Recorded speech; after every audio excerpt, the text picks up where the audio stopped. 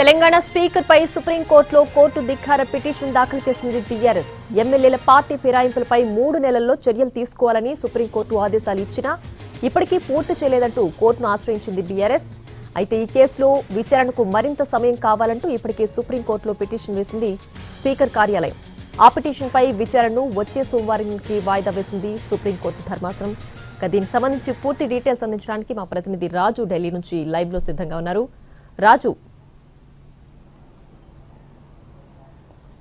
Yes Priya, Telangana assembly speaker Gaddam Prasad పైన సుప్రీంకోర్టులో court ధిక్కార కేసును దాఖలు చేసింది బీఆర్ఎస్ పార్టీ. స్వయంగా బీఆర్ఎస్ పార్టీకి సంబంధించినటువంటి వర్కింగ్ ప్రెసిడెంట్ కేటీఆర్ ఈ పిటిషన్ వేశారు తన అడ్వకేట్ మోహిత్ రావు ద్వారా. సో దీనికి సంబంధించినటువంటి విచారణను త్వరితగతిన జరపాలంటూ కూడా ఈరోజు చీఫ్ జస్టిస్ ధర్మాసనం ముందు ప్రత్యేకంగా స్పెషల్ మెన్షన్ చేశారు.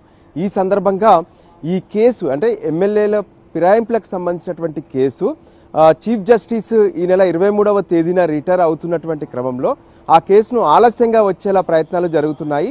సో ఖచ్చితంగా ఈ కేసును త్వరితగతిన విచారణ జరపాలంటూ తమ పిటిషన్లో బీఆర్ఎస్ పేర్కొంది. సో అదే విషయాన్ని కోర్టు ముందు కూడా స్పష్టం చేశారు. దాంతో ఇక నవంబర్ 24 నుంచి సుప్రీంకోర్టు అనేది మూసివేయరు. ఆ తర్వాత కూడా కార్యక్రమాలు యథావిధిగా కొనసాగుతాయి.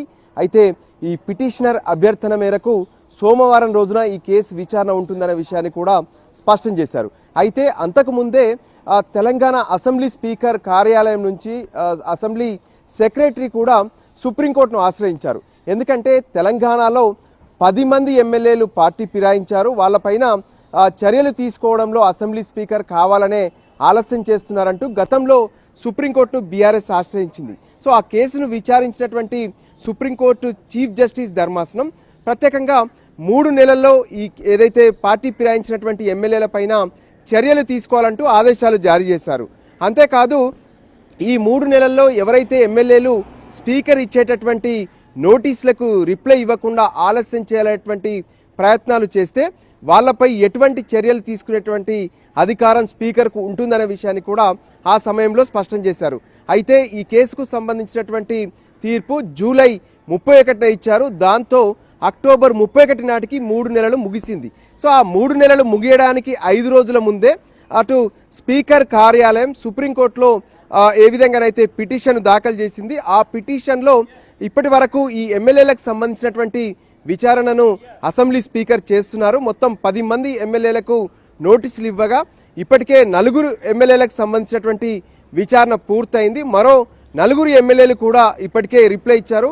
వాళ్ళ విచారణ కూడా పూర్తి చేయాల్సినటువంటి అవసరం ఉంది. సో అందుకోసం మరింత సమయం పడుతుందంటూ ఇప్పటికే స్పీకర్ కార్యాలయం కూడా పిటిషన్ దాఖలు చేసింది. వాస్తవానికి ఇప్పటి వరకు స్పీకర్ కార్యాలయం వేసినటువంటి పిటిషన్ ఈ వారం శుక్రవారం రోజున విచారణ జరగాల్సి ఉండింది.